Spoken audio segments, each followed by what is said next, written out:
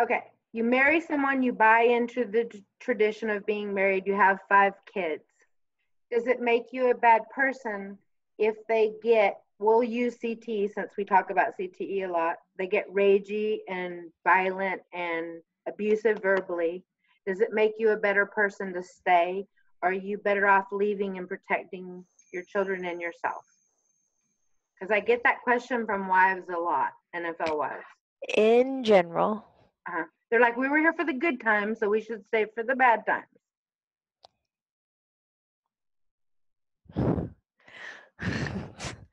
I'm gonna say it like that. He goes, "Huh? That's stupid." Because that right there, if you're believing that you need to stay, if you were there for the good times, you stay for the bad times. Right. And he says, we're talking about bad times where your life is being threatened. Exactly. We're not talking about bad times like Tim Green being sick. Yeah. Right. He says so you're putting yourself at risk. He says that's ridiculous.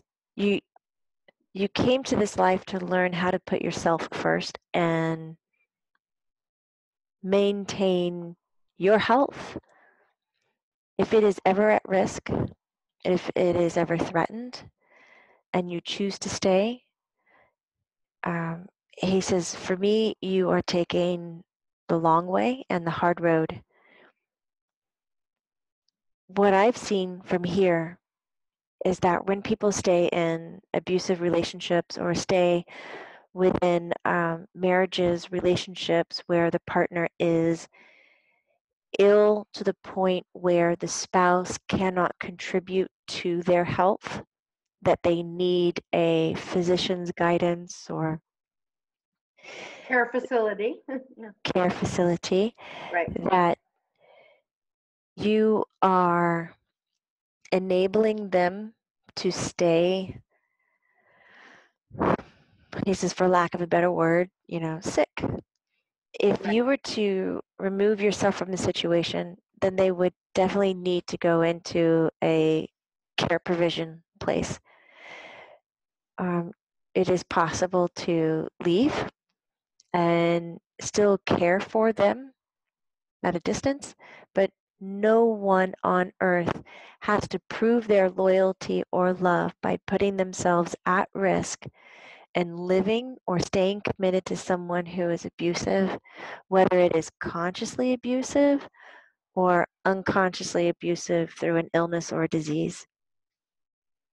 Wow. Okay. It's not how the human experience was designed. Right. Oh, I wish that we could get over the, if I take care of myself and leave someone in need alone, then I am egocentric or narcissistic.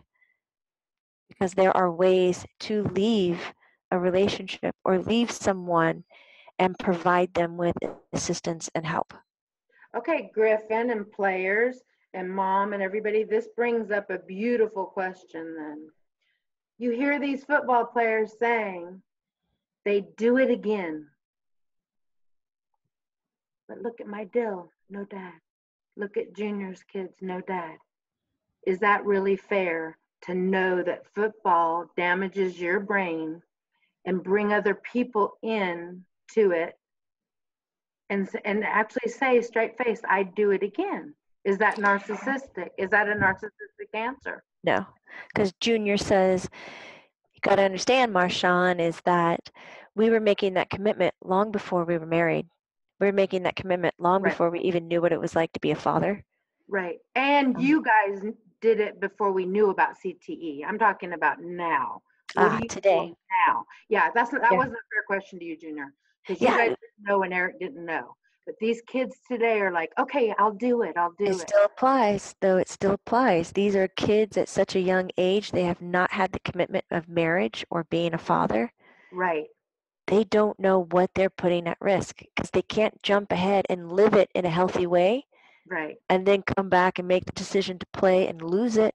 They have no idea what they are losing. That choice needs to be made for them by the ones that are wise enough, strong enough, smart enough to help our up and coming players be protected, to have it all. Mm-hmm. Hell, Junior's getting rowdy. Good. He I said, like it. when we look at our players, we think they have it all.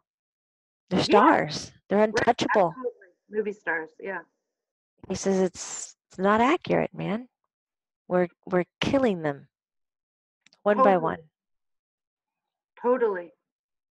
From where you are, Junior, you probably can't even believe what you're seeing now. He says, Now that no, I can't. you're open to all of it and you know what's going on. Yeah, he says, but I can still see 16-year-olds, 18-year-olds, 21-year-olds closing their eyes and weighing the options. A life of a player, out in the field, the sound of the crowd, the winning of the game, the perfection of it, the challenge, the struggle, It's magical, like Tim Green said. or creating a career, going to college, having to learn how to make money, Right. finding someone who would love me, Right. being a father. He was like, you give that to any person, boy or girl. Tell me what they're going to reach for. Yeah. It's not even a fair decision at that age. And now they just up the salary so much you can't even talk into that. What? They upped the salary? Oh, Jamie, I can't even articulate the salary so much. I've never even heard of this kind of money. 160 million, da da da da. Like, how do you tell a 20-year-old not to take that? At your 20, you never think you're going to be 30. You just never think. 160 million? Like crazy salaries. Junior and them didn't make that. Nobody in that room made that. Wow. So go try to talk to kids, some sense into a kid. They tell you to F off. They're all talking back and forth. They're saying, I'm gonna paraphrase. I wish I could repeat everything they're saying. Okay. They're all joking, your mom included, about the devil being alive on earth, and how the devil buys your soul. You sell your soul to the devil. Mm-hmm. And so they're making jokes of who the devil is in the football Right. like career. They're naming off names, and it's just funny. I'll buy your soul. 160 million. Yeah. Shit, I might sell mine for that. I'll come join you guys. Crazy.